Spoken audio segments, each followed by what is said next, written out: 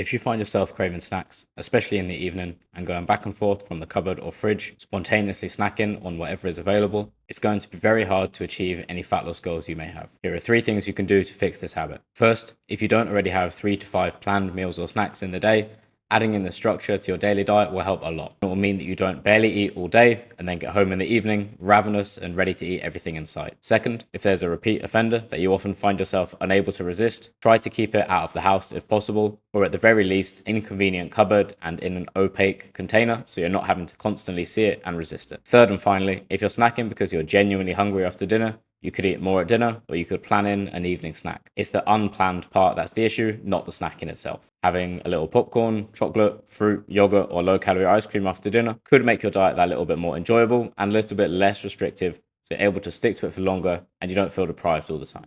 For 42 days of emails to help you get the physique you want whilst feeling energized in training and at peace with food, DM me the word email.